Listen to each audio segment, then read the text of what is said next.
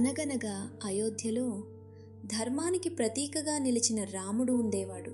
తండ్రి దశరథ మహారాజు ఇచ్చిన మాట కోసం రాజ్యాన్ని వదిలి 14 సంవత్సరాల వనవాసానికి వెళ్లాలని రాముడు నిర్ణయించుకున్నాడు.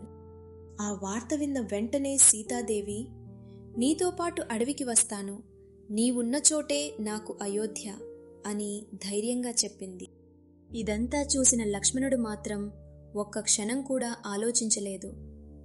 అన్నయ్య, మీరు అడవికి వెళ్తే మీకు సేవ చేయటం నా ధర్మం, నేను కూడా వస్తాను అని అన్నాడు.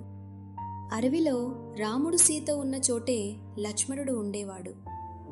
రాత్రిళ్ళు వారికి రక్షణగా నిద్రను కూడా త్యాగం చేసి పగలు వారికి అవసరమైన పనులన్నీ చేసేవాడు. ఒకరోజు సీతాదేవి లక్ష్మణుణ్ణి చూసి ఇలా అంది, లక్ష్మణ, నీవు నీ జీవితాన్ని మా కోసం అర్పించావు, నీకు నీ సుఖం అవసరం లేదా?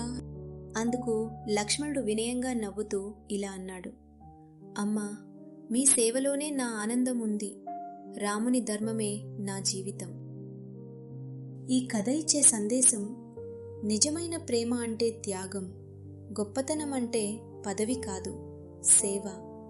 స్వార్థం లేకుండా చేసిన సేవే నిజమైన భక్తి.